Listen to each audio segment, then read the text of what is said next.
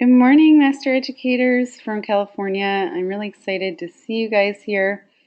Just as a reminder for our October 20th meeting, if you want to access any of the materials that we have, you can do that in your materials panel. And if you want to chat, use the chat, that would be great. And I will incorporate any of your comments when we do that. And if you'd actually like to speak, we would love to hear you. So let me know and I'll unmute you in that case. So it's been a while. As you mostly all know from your responses for me, I've been part-time for quite a few months. And this week I got back in the saddle and I'm full-time. So even though I've been looking at all of your documents you've been sending me, I know you've been patiently waiting for responses. And I intend to do that towards the end of this week and over the weekend. So thank you all for being so patient with me. I really missed being with you all full-time, and I look forward to being more engaged with you. So, just to get you excited about our Easter egg in this meeting, does anybody happen to know what computer is represented in this picture and who these ladies might be? You can even guess what year it might be. That could be exciting. I'll just let you ponder that for a second while I say thank you for all of your activity reports. I was up pretty late last night looking at all of them because I was really inspired by everything that you've been doing over the past month. You guys have been working so hard. You've been doing all the right things, and I'm just really excited for you guys. Zico says UNIVAC. Ooh, not quite, but close, Zico. The person, I think she's on the left. I won't say her name yet. She helped with UNIVAC later on. So this computer is sort of a precursor to UNIVAC, with Eckert and Mockley having been behind that. Aha, Jean is saying ENIAC. That's how you would say it phonetically, Jean. But it's ENIAC, and I'll get to what that crazy acronym means later when we discuss and reveal and talk about a true or false statement about the ENIAC. So you guys are appropriately nerdy, and my heart goes out to you. Okay, today, just to give you a little context for what we're talking about today and what I'm trying to get us all towards is last month, it felt like a week, I gave you a little bit of information about how to lead a Technovation launch workshop. And this is something we do in the Bay Area. You know, I consider it to be a best practice to kind of kickstart the season and get everyone excited. And since then, I've been working on a more formal version of that. And I know that you guys I saw that you guys used a lot of information that was shared as you've been thinking about how you're going to do these where you are. So thank you for taking my feedback into consideration and for incorporating it. It always makes me happy to see that something I might have shared has been helpful to you. And November, we're going to be focusing on the new curriculum, and I seriously doubt that anyone here has not yet registered as a mentor. I'll get into all that in a bit, but you may have noticed through emails and just by going to the website that we have kind of given a shot in the arm to the curriculum based on a lot of feedback we've been getting. And the Curiosity Machine team, which is the other program that Iridescent leads, has been stepping in my absence to help beef that up. And they have been so great to work with. So I'm hoping that you guys have noticed these changes and that I know it's going to be a little bumpy in the road for some of you who are used to doing things in a certain way. But I think ultimately the changes that have been made are pretty great.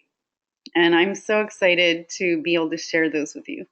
If you look in your materials section, you'll see a link to the units we have to date. So I believe there are 4. There are some pre-units. You'll notice that, actually I'll go into the details in a minute. But you'll notice some pretty good changes, but ultimately, the core of the material is pretty much the same. So that's good.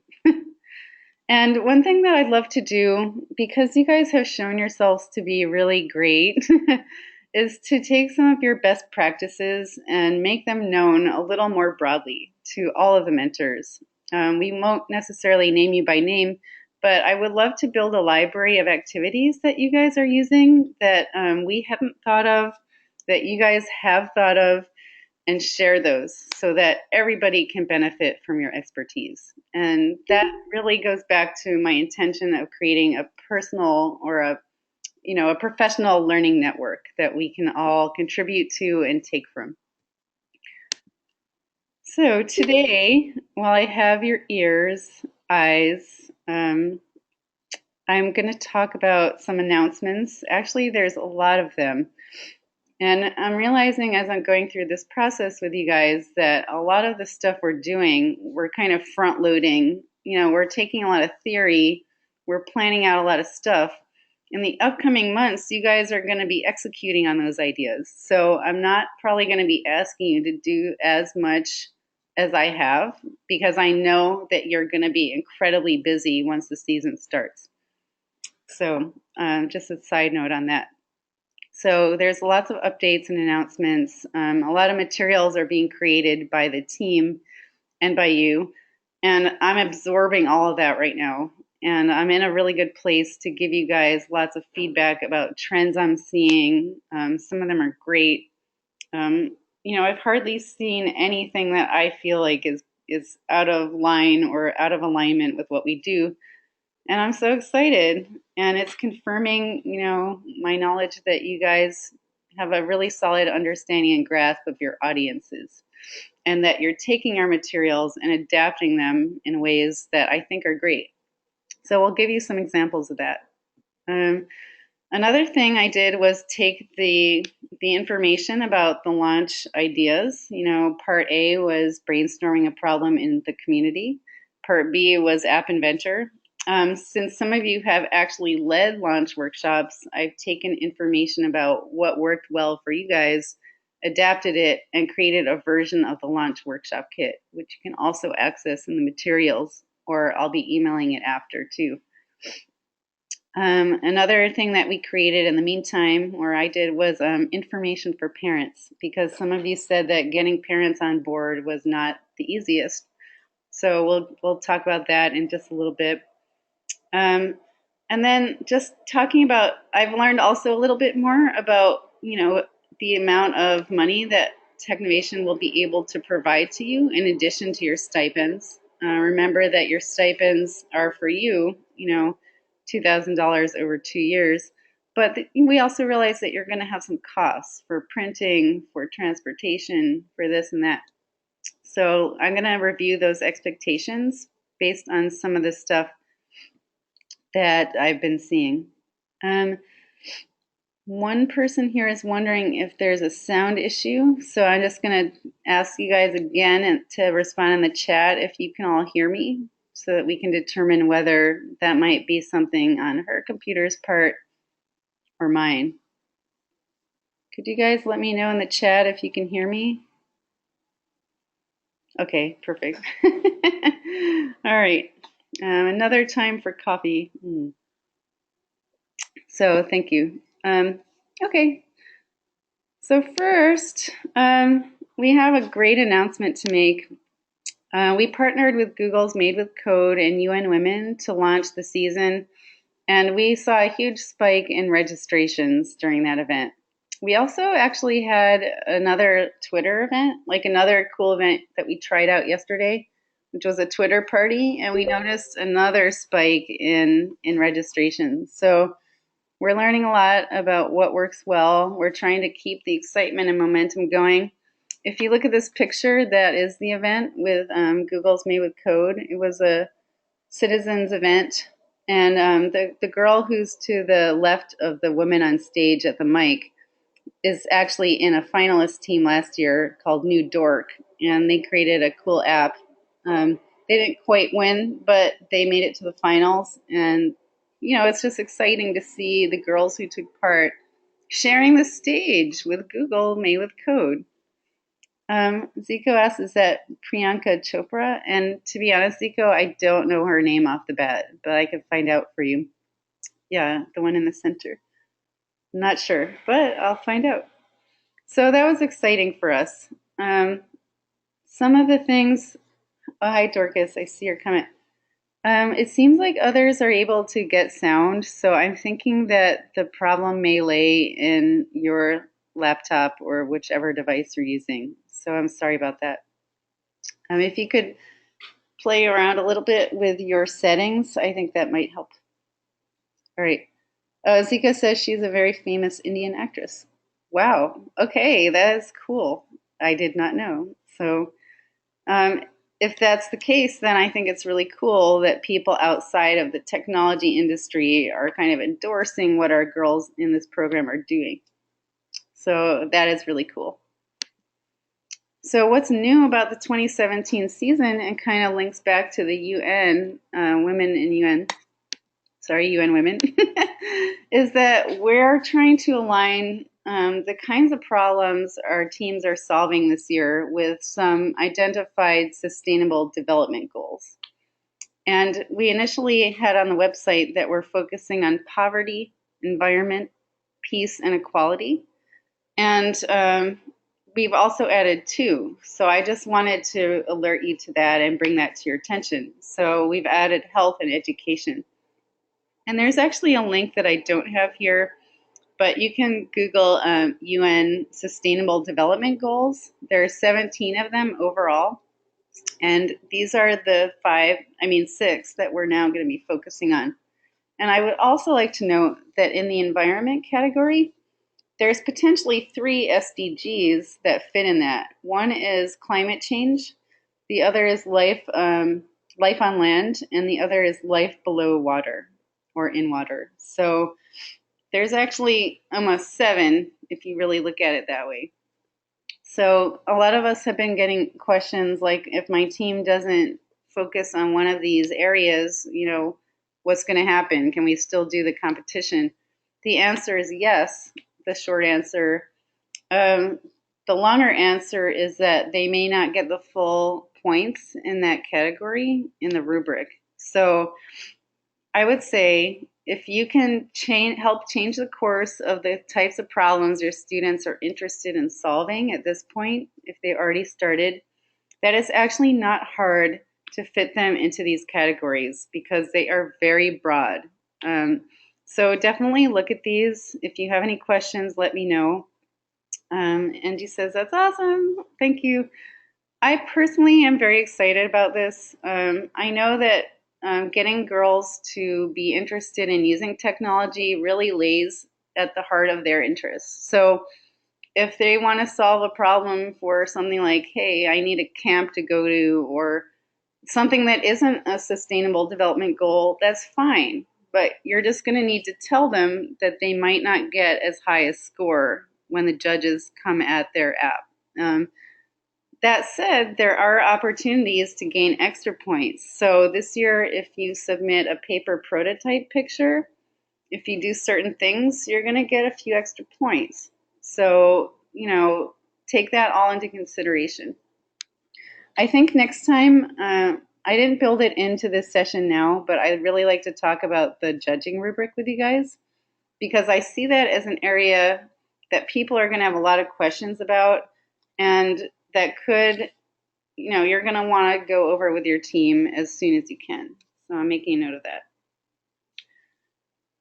Does anybody have any questions about the sustainable development goals and why we're doing this? Part of this also has to do with our prize structure this year. So I'm not going to reveal all the changes because I don't know if we've actually announced them yet.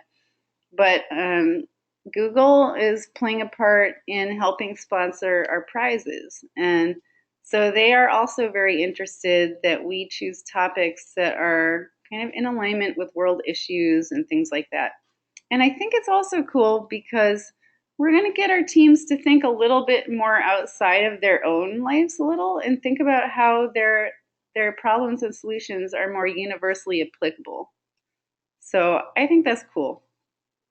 I hope you guys do too. And if you have any questions at all, I know this is a little change of course for Technovation and the challenge. So, it's totally fine to come to me with questions.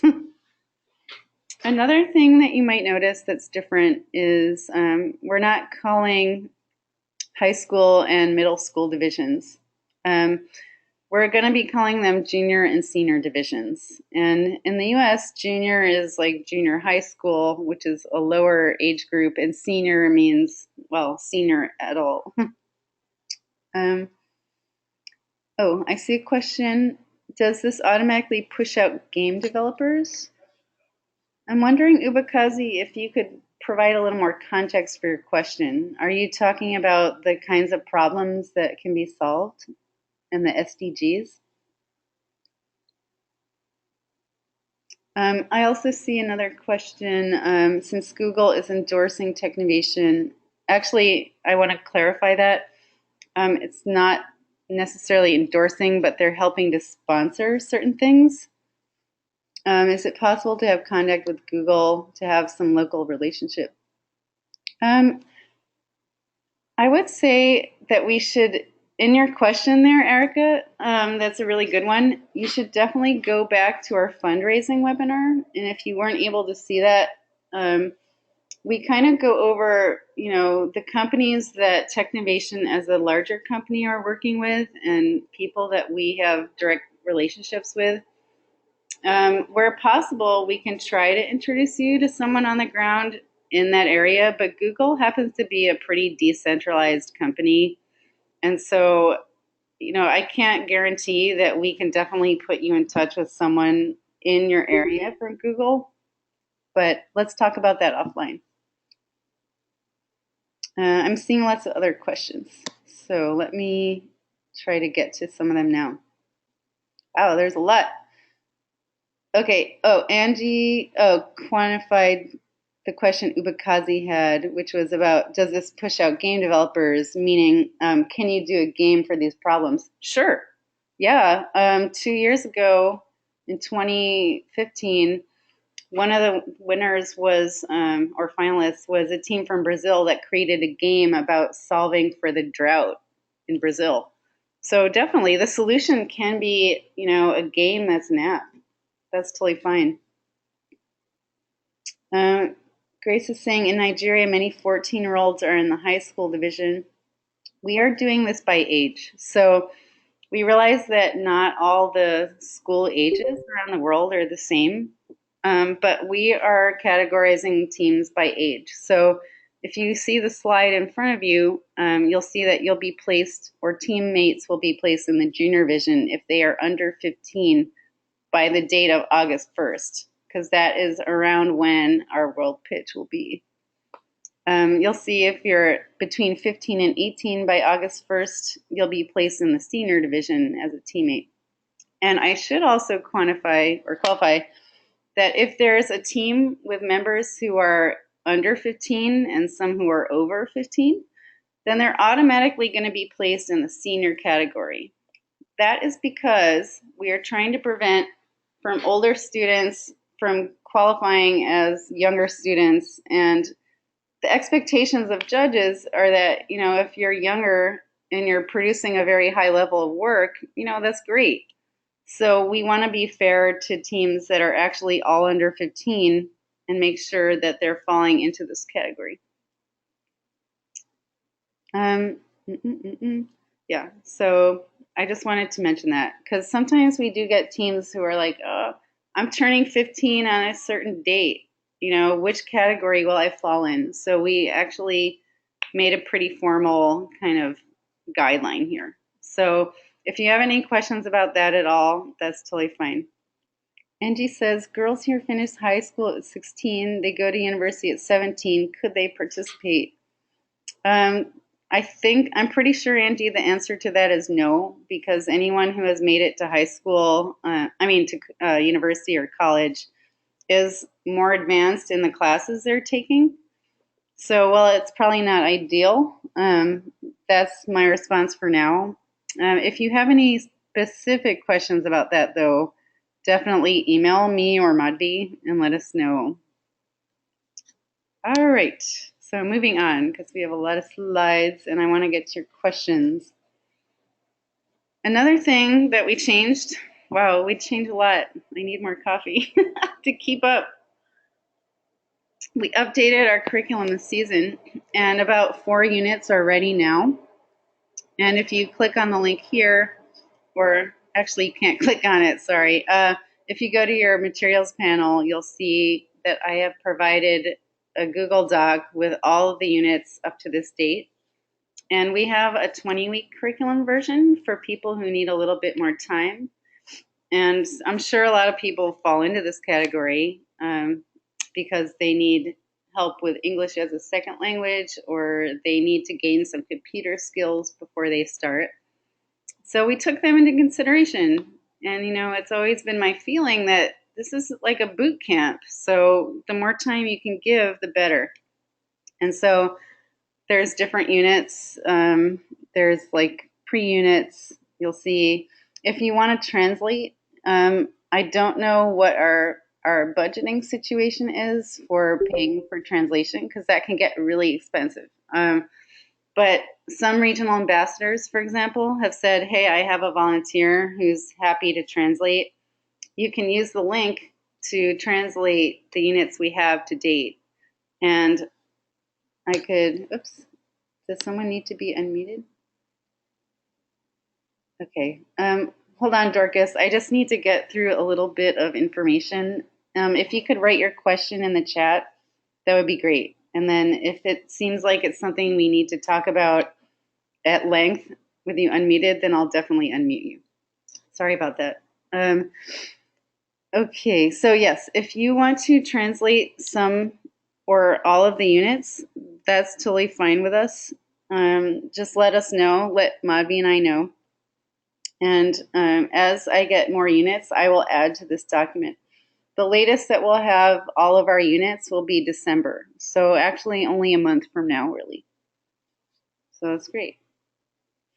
Oh yeah, it is Madhvi's birthday. That's why she's not in at work today, because she is celebrating with her family. Dorcas, could you please write your question in the chat, and I'll see what's going on here? Thanks. Grace asks, how can we make the curriculum inclusive for people with disabilities? That's a good question. I should definitely check in with our web developer to make sure that people who are at least accessing our website are able to get, descriptions of the screen and, voice. Can you go a little more into context, Grace, if I didn't answer your question completely? Okay, great. So, yeah, and yeah, I mean, it's kind of interesting that you asked that right now, because just yesterday I was listening to the radio, and there's a film festival that features people with disabilities, and I think that's kind of neat. Grace is saying, especially for blind and deaf, definitely. We definitely want to make sure that our stuff is ADA compliant, so Americans with Disabilities, and there's pretty good guidelines for that.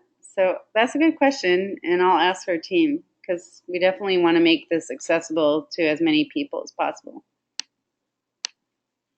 And if any of you have registered, have any of you actually not registered? If you have not, you can do that now. You will notice that we kind of merged the coach and mentor roles into one, because we found that a lot of people were actually doing both. Or, a coach was actually fulfilling our intentions for mentors, which are people in the industry who can provide, specific info, or, they were doing the other thing. Uh-huh. Oh, Angie, yeah. I know some of you are regional ambassadors as well, and I'll make sure that you guys get approved as soon as possible. Today probably can't happen because Mavi's on a holiday right now for her birthday, but I will definitely alert her, and I'm making a note of that, Angie. I'll get in just a minute into some of the questions you guys had still about, where do the lines go between regional ambassadors and master educators? So cool. Here's a picture of our wonderful Monica, who works with Curiosity Machine mostly, the other program of Iridescent. She has been engaging mentors in that program which definitely focuses on elementary school age students. But she has been adding great things to our curriculum, especially when it comes to giving, she's thinking ahead about the possibilities of granting mentors badges. She's there specifically for mentors. So if you want to ever reach out to her, I'm going to add her email here in the chat, monica@iridescentlearning.org. She's great. She has lots of great ideas too, and she's helping enormously. She's creating a library of interviews with people who are experts in certain fields. And, those are kind of taking the place of the webinars we had last year. I will say, though, that we are planning some webinars because we've identified subjects that we think people really need help with or they've expressed interest in. So let's get to you guys. I would love to hear also in the chat about some of your stumbling blocks so that we can talk about them. And because now, the seasons are actually starting in some areas. So I'm definitely hearing different kinds of stumbling blocks that you guys have. So, Grace says, cool, I found that it's easier to get computer science teachers to be mentors for the students, but many of them don't have the resources to help students. And that goes to the first bullet point here, that some master educators like you guys are also having a hard time figuring out how many devices are needed. Does anyone here want to paint a picture of how many, laptops, Androids that you guys use per team? I've heard stories all across the board, in the worst case scenarios, in areas where they're really under-resourced. We've seen that some mentors are providing their own personal laptops, to multiple teams. So, and also sharing an Android device or using the emulator, even though the emulator is not great. So we've had some response. Team Cheris used 2 laptops and a smartphone. Was that per team, Grace? Yeah. Yeah. Oh, yeah, because that is one team. I think I need a little more Bistro de Sami coffee. Yes, in one area they relied on the emulator. So I've seen many different scenarios. I've seen the need for students to go off-site to a company like Goldman Sachs in India to use their laptops in their offices. I've seen mentors graciously, lend their own personal computer to multiple teams. So we do realize this is an issue around. I will mention that some of the, I've seen in some of the budget requests, like the very preliminary ones, that they would like to buy laptops. And I think that we're going to have to say Technovation can't afford to give you guys all laptops to share with your students. And in those cases, I'm going to be asking you to partner with your regional ambassador to talk about that because, yes, it's definitely an issue. But no, Technovation as an organization can't afford, unfortunately, to supply everybody with laptops. So, yeah. Yeah, and we've seen mentors work like next to miracles getting technology to their teams. So whether you need to maybe reach out to a business, whether it's local, national, international, whether you need to work with your regional ambassador to help secure those resources, that's something we should talk about offline. I definitely know that there's more need in some areas than others, and with some people than others. So let me know. I've been a bit delinquent with my responses to your action plans. Know that I have read them and that I have now gathered everything and I'm going to respond to you personally over the weekend and into next week.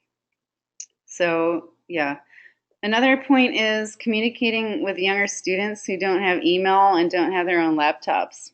They've been using Edmodo and emailing their teachers with updates. So we do know that if you're under 13, Google does not want you to really have a Gmail account. We know that this is definitely an issue. Some workarounds that we've seen is that teachers are, giving us their emails so that they can then communicate with our younger students. So if this is an issue with you, definitely let me know, and we can brainstorm ways to get information to your students. Weekends are difficult in some areas, definitely. We've seen in some countries, especially where there's a work ethic, that people have their weekends to actually be themselves and do their own thing. Um, that's definitely a quality of life thing. There's definitely issues with people who don't want to work on weekends or volunteer, and that's fine. We're seeing that in those situations, people are working after school. Like, people are more willing to stay a little longer after school is out to help mentor teams. Yeah. So, translation of curriculum, we talked a little bit about that before. So, well, we're not able to yet, pay for every single language, and there would be many. If you have a person there who you trust, who you think could do a decent job translating, that's fine. I think, some, as a general rule of thumb, we're able to give you guys $1,000 aside from your stipend. And if you want to use that towards something like translation, I don't think we would be opposed to that. But you would need to keep in mind that $1,000 is pretty much all that we can give you between now and July. So it's up to you to kind of wisely budget and think about what your priorities are. And then finally, and I'm almost done, so thank you for your patience, the roles and goals between especially master educators and regional ambassadors. What is that difference? Sometimes, the line in the sand is not so thickly drawn. So, I'm just going to kind of paraphrase what I saw Madhvi saying as a response to this question, because there were some times where a regional ambassador was bumping up against a master educator. That's not our intention or what we want. We're hoping that regional ambassadors, master educators, and student ambassadors can kind of collaborate together as a team to make the program strong on the ground. To reiterate, the role of regional ambassador is to manage a program in a bigger region and to reach out for local support for, donations in kind, for stuff like that. We don't expect the master educators to go out and solicit big asks from companies. What we're really trying to get you guys to do as a group is give us some really good input on the curriculum. And we know that you guys need certain things to make the curriculum happen. But the expectation on our part is not that you're going to Microsoft, Google, Yahoo, whoever, to knock on their door and say, can I have all these things, all these donations? Our expectation is that you're going to work with your regional ambassador to do that. And since some of you are regional ambassadors, you will have questions. I get that. So don't worry. And next year, if you stay in our program, we're hoping that you'll support the new master educators that come in and really help them and help new mentors really figure out how to be an effective mentor, because mentoring is a skill that does not just happen overnight, as you probably know. So, are there any other stumbling blocks you guys have before I move on? Angie says, the way I see it, the master educators review the content and share best practices for content. Yes, that is exactly what we want you guys to do. So, thank you.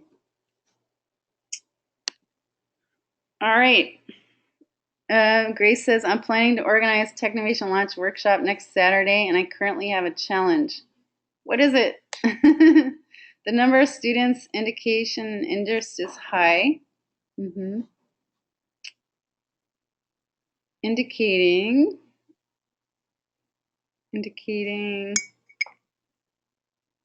over 100. Okay, so is your question how to accommodate so many people? Can they still participate? Yeah, I think that's totally fine. I would just suggest if you have 100 potential students coming to your launch. I know, that's pretty awesome, Angie. Angie says, yay. Um, I would just say to try to get as many, either student ambassadors or former teammates to come and help troubleshoot. Because if you're going to talk about App Inventor with your 100 people, there's going to inevitably be students who are having hard times, getting into that matrix, understanding how to use it. So I would just say get yourself a good support system for those 100 people.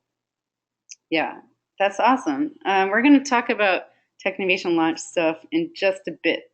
Before I do, you're welcome. A lot of you said, and we've heard this from student ambassadors too, getting parents on board has been, a challenge. So, and they're also wondering whether their daughters are going to be safe online as they take part in the program. So, in response to that, I created a 3-page parent information handout, and you can see a link to that below in the comments section. And it actually has some interesting advice. So, tips on how to support the daughters when they're taking part. So, talking about online activity is a big part of that. And learning how to use the internet wisely and well is another thing. So, as we all know, and some of us don't actually even know how to conduct the best search online, how to take someone else's information from online and attribute that information so that no plagiarism is happening. These are all important things. Also, to recognize unconscious biases, to make sure that the parents have an open mind as their daughters are learning, because it's going to be hard for them. So, if you do want to visit that handout, if you want to use it to give to parents, please go for that. And I would love your feedback. So, also recognizing, we're people who are enthusiastic about technology, and the parents might not be. I mean, even me, who's 45 years old, lived in a time where cell phones were coming into general use in the US anyway. And, some people can straddle those worlds and some people can't. Like my mother can't. She won't use a laptop. And, you can't force people to want to do stuff, but you can talk to them about opening up their minds and understanding the role technology is playing. So, and why it's important that girls have access to great jobs in the future and doing things they're passionate about. So, also, another thing that Monica, our wonderful Monica, has done is connect with Common Sense Media. And if you don't know who they are, they're a cool company based out of San Francisco, I think, who talk about being a digital citizen and how do you prepare to live in a digital world. So if you have parents who might be on the fence, or even if you want to learn more yourself, here are the internet safety trainings that we have on our website that you can look at. So there's digital life, there's online community, there's great stuff about consequences of oversharing online. So I think that one is great. Even my nieces who are older to know better, think like, oh, if I delete an image of myself from a party I was at, no one will ever see it. No potential employer will ever look. But even if you delete something, someone can still find that. So that's really important. Um, Also, online bullying can be an issue. I really doubt that your teammates are going to be bullying each other, and I certainly hope they aren't. But if you do experience that, I recommend feeling on display, which is to the top right. Um, how are you judged? How behaviorally, how are girls different than boys? So with boys, bravado, when they're teenagers, is like a physical thing. For girls, it's an emotional thing. It can be displayed by, a silence, by a lack of communication, the silent treatment, the cold shoulder, stuff like that. So there are subtleties and differences between girls and boys, obviously. So yeah, copyrights and wrongs. This will become really important actually when your teams are preparing their pitches. So I totally recommend that you revisit this. I think it's great. Thanks for supporting that, Jean. Common Sense Media is a great resource. Yeah, they have so many more resources. So definitely hit up their website if you have questions. And Monica, who's on the Iridescent team, has thought a lot about this, and you can definitely ask her questions. And me too, because it's very close to my heart. All right, so we got a little bit more. I just wanted to point out some great things that I'm seeing, and this is not to exclude anybody, but I just want to mention that ISIN in Tunisia has been kicking some major butt. Yesterday, she was working with the regional ambassador there, Amel, and in the picture on the right, you can see a student ambassador, Narmeen. They all came together and they've been working really meaningfully. So I want to show that as a best practice. If you have any questions about how to connect meaningfully with your regional ambassador, and that list is coming, it should be on our website very soon, but you can also email me or Madhvi to see who your regional ambassador is. They have dialed this in, they're like a well-oiled machine together. So I want to, show examples of where we think things are working really well. She's been on the radio talking, I think she was on a 90-minute show. Yeah, so that's pretty great.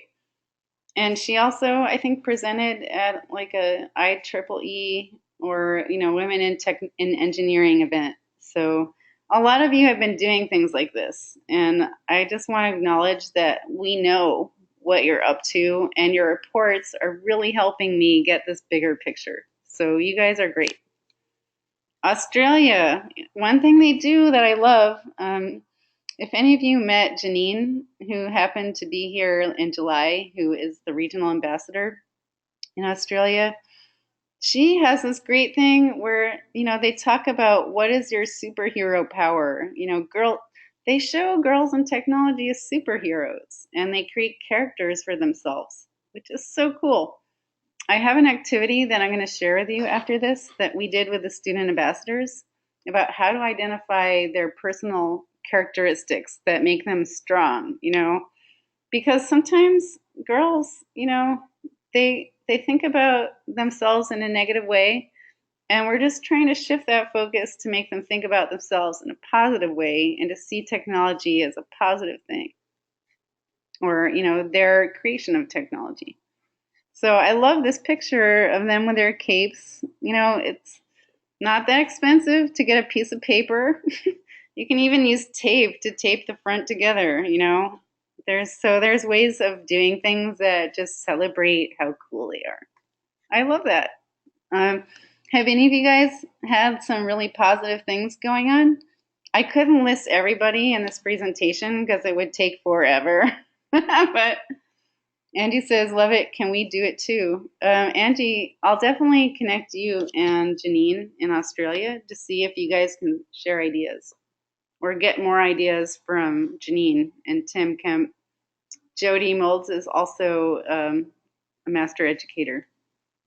And yeah, okay, it seems like everyone would like more info. So let me make a note of that. That's really cool. Yeah, so this is why, we're here as a group to share ideas and inspire each other. And I hope this inspires you too. We created a profile book about who our master educators and our student ambassadors are. Yes, I'll definitely send you more info, all of you.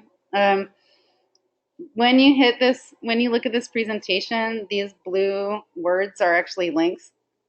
So in your general folder that I've created for you guys, that you should all have access to, there's outreach materials and there's profiles. So I culled information from your applications and we kind of edited them down. And you each have, I think, a picture of where you are on the map and what inspired you to become master educators, stuff like that. So if you want to take this as a resource to help show people who all of you are as a group, I think that's cool. So nice. Oh, feedback. Good feedback. Resources are being used. Yes, I like that. Can you get banner designs? We have logo. We can share our logo with you guys, but I don't know if our designer, who's kind of insanely busy, is going to have time to design banners for each and every country. So if you do need a banner, I can ask.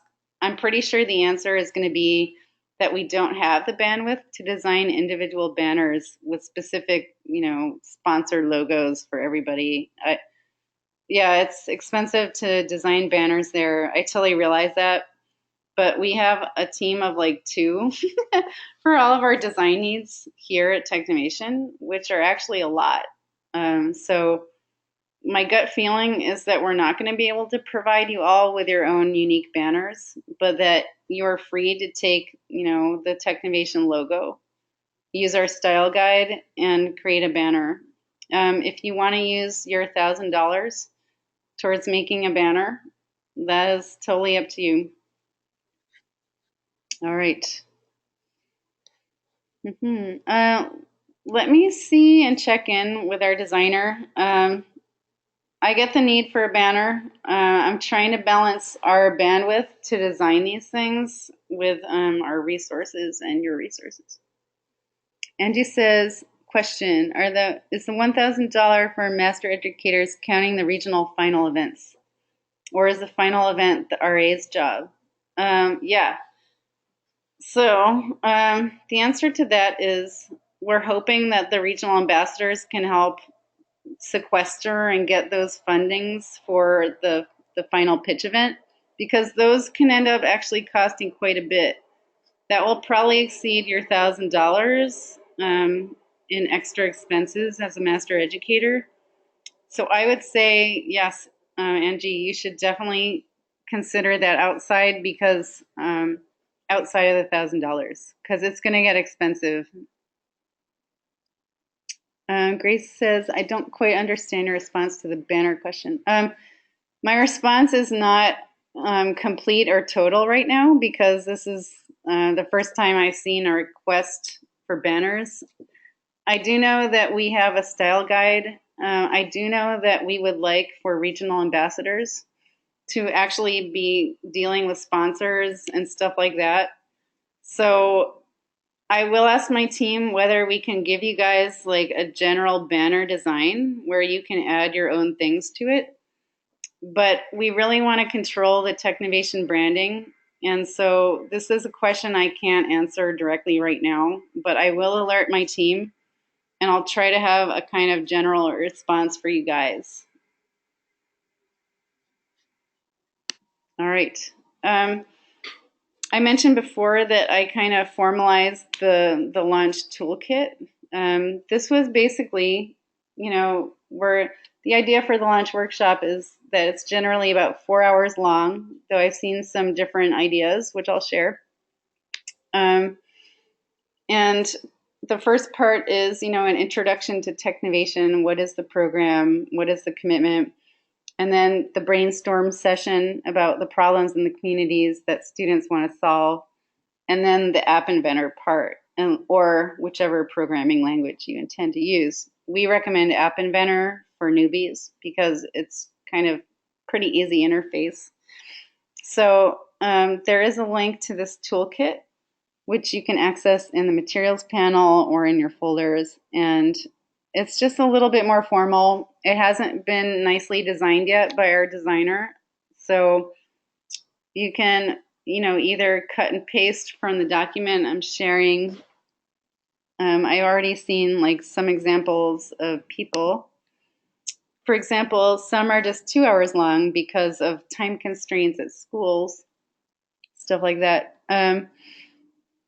Or actually, some of them are 2 days long. So I saw an example of one somewhere in Africa where the master educator felt like students needed more computer skills. So she's actually turning her launch workshop into a 2-day hackathon. So I know it's not always going to be possible with your schedule or your school or your situation. Some people have actually limited theirs to 2 hours, and I can show you examples of that if you want to see them. And they plan to do one when they get towards the programming part of their curriculum, like another 2 hour kind of spark motivator. All right. I've seen a lot of connections being made, as mentioned, between regional ambassadors, master educators, student ambassadors. We know that you guys are seeking clarity around those roles. So if you ever need a little help or assistance trying to figure out those kind of like hard or soft boundaries, just let me know. And know that we understand it's not always easy to navigate that, and we appreciate that. And we've also seen some master educators who took information from our fundraising workshop, which was in September, to kind of get some of those the smaller donations in kind or space to have a workshop. So if you don't have a regional ambassador, you might find yourself needing to kind of locate space for certain things.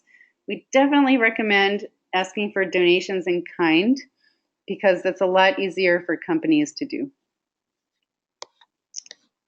All right, do you guys have any questions about the launch workshops? Anything at all?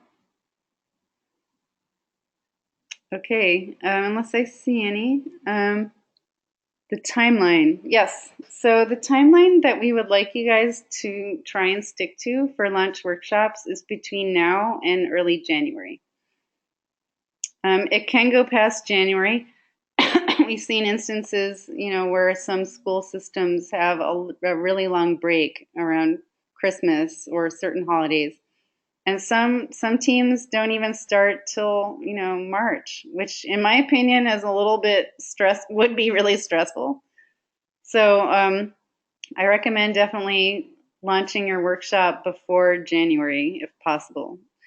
You could also consider maybe trying one in early December when it's Computer Science Week in the US anyway. We plan to launch Technovation Club during the workshop. Is it okay if we recruit a volunteer club manager to oversee this? Yeah, if you want to kind of combine forces with a volunteer club or something like that, that would be fine, in my opinion. Can we do launch workshops in schools too? Sure. We've seen examples of where schools have space, or like a robotics club will say, "Hey, we like what you're doing. You can use our space to do your workshop." I've conducted workshops at the old office space in San Francisco. So anywhere where you have room that's big enough and internet connection is good. One person says we're hosting coding and brainstorming workshops in different sessions than the launch one. That's fine. The general idea is just that you sort of spark this whole process in some way. So if you want to call it something else, but it's, serving the same function, that's totally fine with me. Toko says we've hosted workshops in schools and they work really well. Cool. What do you think about doing a second launch workshop for those teams who missed the first one? That's fine. I would just recommend not exhausting yourselves if possible. I know that some students might miss one workshop. If you feel that you have the energy to unleash another launch workshop, that's totally cool. It's up to you. One thing that we're trying to do in the Bay Area is to reduce the number of workshops, but have more people at each one so that the impact is a little stronger and it's less of a strain on our resources. So, a 4-hour workshop is great and you do a lot. I would say 4 hours is probably the maximum attention span you're going to get for something like this, unless you go the hackathon route where, you present it like we're solving a huge problem together. We're staying overnight. We're going to jam out and eat pizza. And, you need to provide food, definitely, if you're going to have them longer. Otherwise, they will drop of exhaustion and hunger because learning all this stuff is actually, it makes you hungry. So I would keep those things in mind. All right. I'm pretty sure I have most of everyone's stipend, wire transfer forms, and all that. So this is just a last call because I'm collecting all of these and I'm submitting them to the person on our team who can actually process them and get that stipend installment to you. Some people have been asking, do I need to submit a receipt?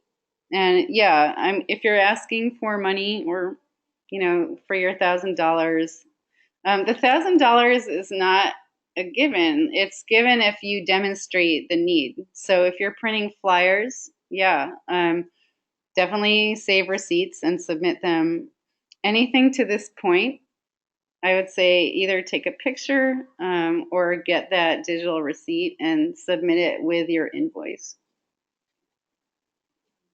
And I've confirmed with my fearless leader that you can expect to receive a total of $1,000. And this is completely outside of your $2,000 stipend. So we're going to want to know, what it was you spent on.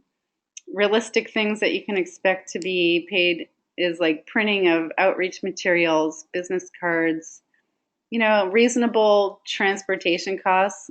We know that some of you are going pretty far out of your way to go to places. That's okay, but realize that you're going to be hitting a ceiling at $1,000. So you're going to need to think now if you're spending a lot and what your needs might be down the road. For some items that don't have receipts, what can we do? I would say do your best to get a receipt, and if you can't, then let us know in the invoice what that item was, and just try your best. Yeah. I will say here that there have been a few outliers and people hoping that they're going to get, thousands of dollars, like in the $15,000 range. So that would not be a very reasonable assumption at this point. If you feel that your costs are going to hit that level for things like regional pitch events, then you really need to be partnering with your regional ambassador to help fundraise for those things. I see a question, to confirm, is $1,000 meant to be used to boost the stipend? So to be as clear as I can try to be anyway, your stipend is payment for you being a master educator. It will amount to $2,000 over the course of 2 years. This $1,000 that I'm talking about here is money that you have in addition to that you can use for specific items like flyers, outreach materials, basic program costs. So it's separate. Where you might be getting confused is that we're asking you to add these additional things to the invoice with receipts. So I know this can be a little confusing. I expect to get more questions, and that's fine. I just want to kind of corral the expectations because what I'm seeing in general is that you guys all have pretty reasonable expectations, but there's some master educators who, may be confusing the need for some very serious fundraising, who may be hoping to have all the bells and whistles, like paying for lots of like giveaways and stuff like that. What I do recommend is that if that's the kind of program you want to have, that you're going to need to work to do some serious fundraising with your regional ambassador. And yeah, the $1,000 for that extra program stuff is between now and July 2017. Okay, we're almost there. We're almost at the end. I realize this is a lot of info. Andy says, I have a question for all of you and I need help. Okay, Andy, we're here to help. What's the question? I went to school. Yes. Hey, Angie, I'm going to unmute you so you can talk about your question. Okay, you should be unmuted. Thank you. Hi, everyone. So I went to school, and there were girls and boys. So Peru is a third world country, and what their director was saying is that the boys here also need help.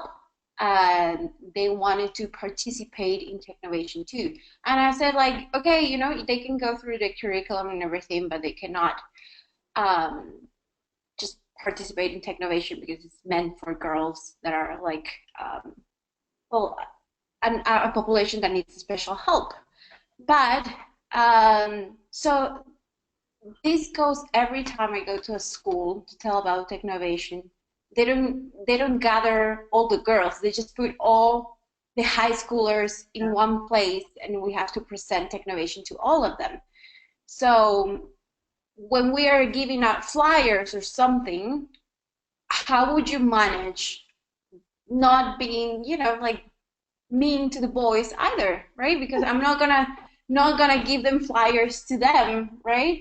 Mhm. So I need your help and brainstorm. How can we do that to reach to the girls that are in schools without making the boys feel unincluded or That's definitely a good question, and I've seen this myself in the Bay Area in areas that are pretty under-resourced. And yeah, we want to provide our curriculum. It's free for anybody to use, with the knowledge that only girls or people who identify as females can submit. So some of the ways that schools have gotten around this, and it is a serious issue, is that they have like an assembly at the end of the time that all the teams have worked on things, and all the teams present at the assembly, and they all celebrate together. But the only ones who submit to Technovation are the teams of girls. And you need to make sure that the teams that are working together are purely girls or purely boys. You know, I get this oh, argument. Yeah, I get that it's not fair to boys in some ways, but we're trying to open up opportunities to girls. And a lot of girls have indicated to us that they don't feel comfortable working on teams with boys, and that, they're experiencing, you know, negative feedback from boys. So it's kind of like a tricky thing, and I get that.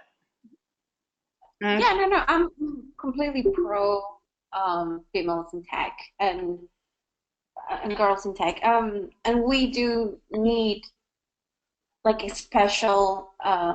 It's not like a special treatment, but you actually need to raise the awareness of this issue. But in some countries, as third world countries, they say, okay, but it's not only girls. They don't have the opportunity in general. Everyone doesn't have like opportunities here, Yeah, some right? public schools in the U.S. have said Yeah.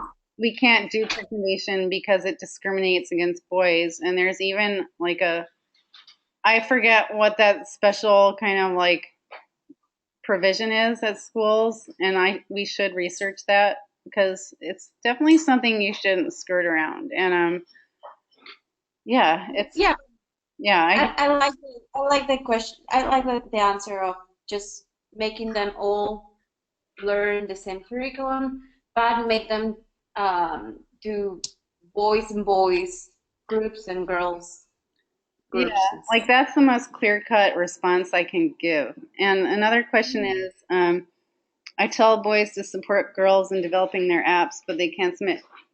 I would say, that's generally okay. It could be a little boundary crossing because sometimes, the question has come up like, did someone's brother, father, uncle, male mentor, whoever actually submit materials on the part of a team? And this year we are having all the teams and mentors sign like an honor code that says nobody but the team has created these materials, even if people help them along the way. So yeah, that's definitely something to think about. So just because I don't want to keep you guys too long, and we can continue the conversation by email after, or you can join the afternoon session if you're feeling it. I want to tell you, who these women are. Oh yeah, let's use Slack. Let's definitely use Slack. This is a really good point. So true or false, and don't read the bottom of this. The ENIAC The electronic numerical integrator in computer was the first electronic general purpose computer. What do you guys think? Yes or no? And what year was this? Anyone? You guys were guessing. Actually, you did guess ENIAC, and that was Gene, the ENIAC. Um, Probably. Because I worked at the Computer History Museum, I'm going to say that there's no first anything. That many ideas always converged around the same time, and they were all vying for primacy. The answer to that is we all thought it was until 1971, when the truth came out that code breakers at Bletchley Park in the UK had created Colossus, which was ultra high, top secret. Um, yes, I love it too. Uh, and it turned out that Colossus had been made to help solve for the Nazi high command code breaking. And they kept it top secret.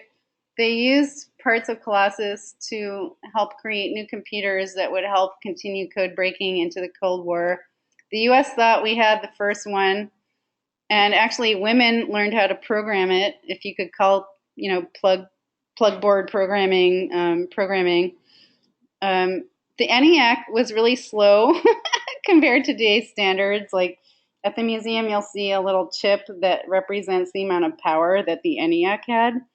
But in 1943 or so, the ENIAC had actually solved more problems than all of mankind or womankind human computers had done up to that point, which is pretty damn impressive. So if you want to learn more, you can read more here. The women had no instruction manual on how to program this thing. They just did it themselves. They worked in pairs. So that's another topic I think is kind of worth mentioning to your students, that pair programming has always been a thing to help check people and check what they're doing. One can navigate, one can be checking.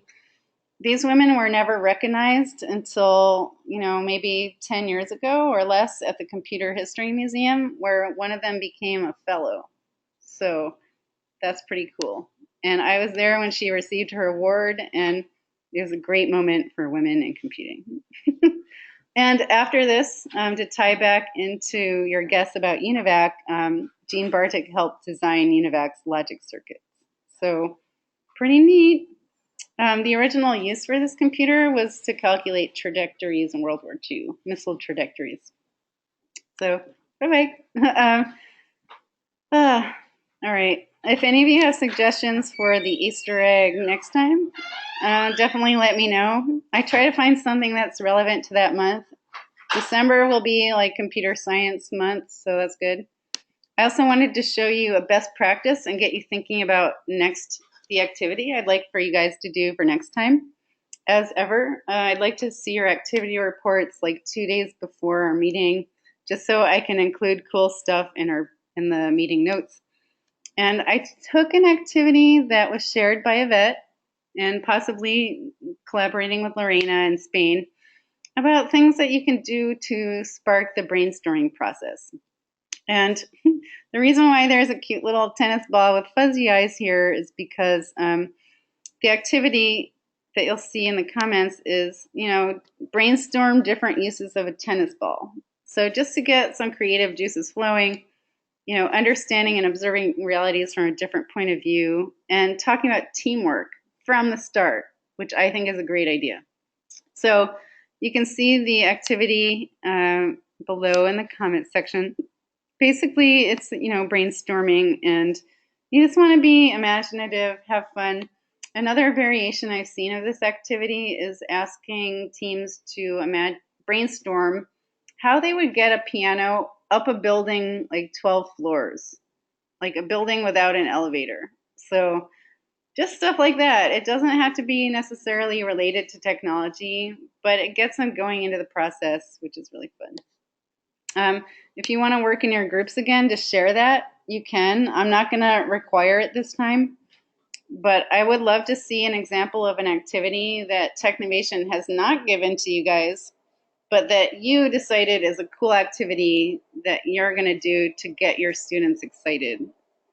So it can be directly related to technology or it could be a different activity. And I have an example that I'm going to send to you today to show you.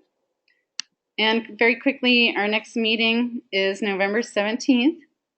The one after that comes a little close to a big holiday here in the US, so we can move that and I'll talk about that. Um, and yeah, I just want to be building this library of activities, of best practices, and stuff like that. So, any questions before we go? And thanks for staying a little longer.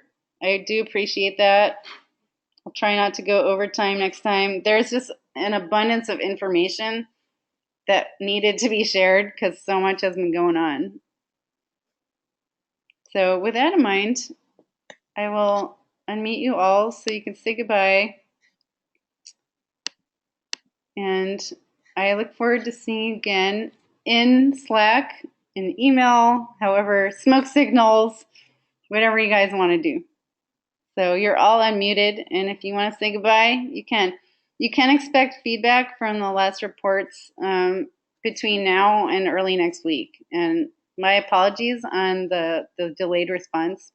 It actually was harder for me than I thought to be working part-time. So, all right, everybody.